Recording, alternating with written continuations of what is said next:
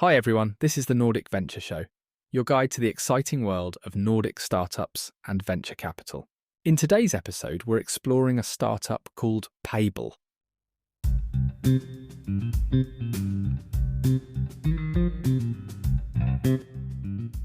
Hey everyone, ready for a wild one today? Sounds intriguing. What do we have lined up? Well, get this. We're diving into a company, Paebbl, that's aiming to turn CO2 emissions into building materials. Whoa, hold on, really? Like actually building with carbon? You heard right. We're talking turning emissions into, well, buildings. I've got to hear this. Where are we getting our info from today? We've got their website, LinkedIn page, even some articles, Time, Forbes, the whole shebang. Okay, so we're going deep on this one, huh? Is this the future of construction or what? That's what we're here to unpack. Is this a real game changer for the climate fight? Let's dig in. All right, hit me with it. What's the Paebbl story? So picture this. 2021, a group of innovators, Nordic and Dutch, team up. Boom, Paebbl's born. Okay, a pretty standard startup story so far. What makes them so special? What's fascinating is they're not some small-time operation. We're talking global footprint already. Offices in Rotterdam, Stockholm, Helsinki, you name it. Wow, okay, so they're thinking big right out of the gate. That's impressive. And get this. They just snagged a cool $25 million in Series A funding. Seriously, who's backing them with that kind of cash? Big names. Amazon's Climate Pledge Fund, even Wholesome, the cement giant. They're all in. That's a huge vote of confidence. It sounds like they're onto something big. Right. And when you think about the concrete industry, it's a big problem they're tackling. Yeah, concrete production is a major contributor to CO2 emissions, isn't it? Huge. We're talking a whopping 8% of global emissions. That's a massive chunk. No kidding, 8%. Okay, so what's Paebbl's solution to this carbon conundrum? They want to take that CO2, instead of releasing it, use it as a building block. Literally. Hold on, slow down, use it. How do you even begin to use CO2 to build something? They're tapping into a natural process called CO2 mineralization. Okay, remind me, what's that? So in nature, CO2 can react with certain minerals, and basically it turns into solid rock. Right, I vaguely remember that from geology class, but that takes, what, millions of years, right? Exactly. It's happening all the time. Yeah. Super, super slowly. So how do they plan to build anything with a process that takes geological time? That's the kicker. Paebbl claims they can speed this process up, like way faster. Fast, but how much are we talking here? Hold on to your hats. They say they can do it 10 million times faster. 10 million times. Now that's just mind-blowing. How on earth do they pull that off? Well, that's what we're about to find out. What does it mean for buildings as we know them? And how do you even scale up something like that? I have so many questions. We're diving into all of that and more right after this. So we left off with Paebbl's magic trick, speeding up this CO2 mineralization process 10 million times faster.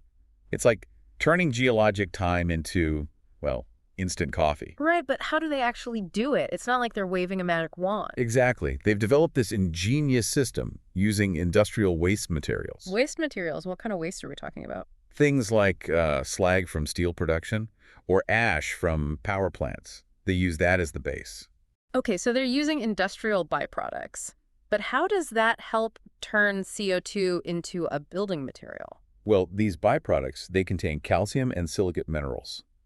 And those are key for CO2 mineralization. Ah, so they're like the essential ingredients in this recipe. Exactly. Paebbl grinds them up into this fine powder, mix it with water and CO2 in a controlled environment. So they're basically like concentrating those ingredients that CO2 likes to react with. Right. And then they pump it full of the stuff, the CO2. Okay, that makes sense, I guess. But what about the speed? How do they make it happen so much faster? That's where the real innovation comes in. Yeah. High pressure, high temperature. They basically created a pressure cooker for CO2. A pressure cooker. So instead of a delicious stew, we get building material. Exactly. Inside this system, CO2 reacts with the minerals, crystallizes, and boom, locked into a solid form. So they've essentially hacked a natural process, made it supercharged way faster. Right. But it makes you wonder, if it's in a controlled environment, how does the CO2 stay put once it's in a building? Yeah, we don't want buildings turning into CO2 time bombs down the line. Right. A valid concern. Paebbl says they've done tons of testing, and they say the CO2 is permanently bound. Permanently, huh? Okay, but how do these materials actually perform in the real world? That's the real test. That's what they're figuring out now. Their pilot plant in Rotterdam is making different materials, testing strength, durability, all of that. And how are those tests going? Have they actually built anything with the stuff? Early results seem promising. They've made paving stones, building facades, even that house they showed off at Climate Week. So it's not just lab experiments, they're actually using it. That's a good sign, right? Yeah, it is. Mm.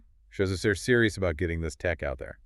But got to be realistic. Yeah, going from paving stones to transforming the entire construction industry, that's a whole other challenge. Huge. What kind of challenges do you think they'll face trying to scale up? Well, that's a great question, and one we'll unpack right after this break. So we've got Paebbl, bold vision, cool tech, maybe even the ability to pull it off.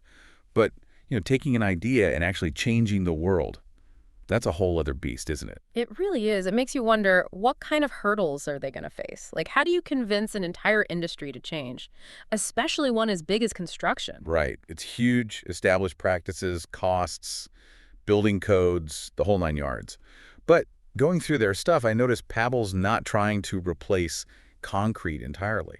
Oh, really? So what, it's not an all or nothing kind of thing? Seems not. They're presenting it as like another tool in the toolbox, focusing on where the carbon storing benefits really shine. I see. So strategically targeting specific areas. Any examples of that? What are they going after first? They're looking at prefabricated construction elements, things like wall panels, floor slabs, that kind of thing. Ah, so those pre-made pieces you build with off-site. Why that area in particular? They could make those elements with really specific properties, shapes, almost like using a mold.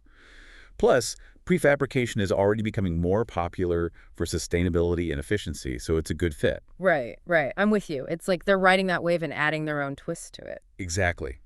And since their process actually uses CO2, they could build factories near emission sources, like power plants. Now that's clever, turning a problem into a resource right at the source. But what about cost? Construction's all about budgets. Can they compete with regular concrete? That's the million-dollar question. Right. It's still a bit early to say for sure. It's probably more expensive now. They're still scaling up. But they've got those big-time investors, remember? Right, right. The Climate Pledge Fund, Wholesome. So that funding is going towards, what, bigger factories, more efficient processes? Exactly. They're hoping that as they grow, the price will become more competitive. It feels like there's a lot riding on that. If they can do it, it's not just about a new material. It's about changing how we think about carbon emissions altogether. 100%. Paebbl's story, it's about so much more than concrete. It's like a snapshot of this larger shift.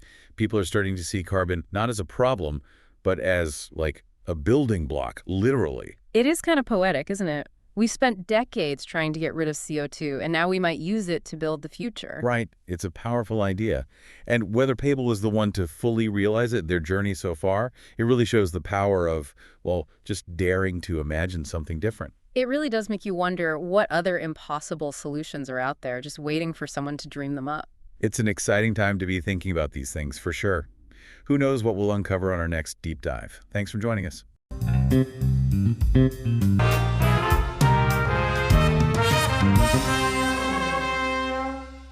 Thanks for listening to the Nordic Venture Show.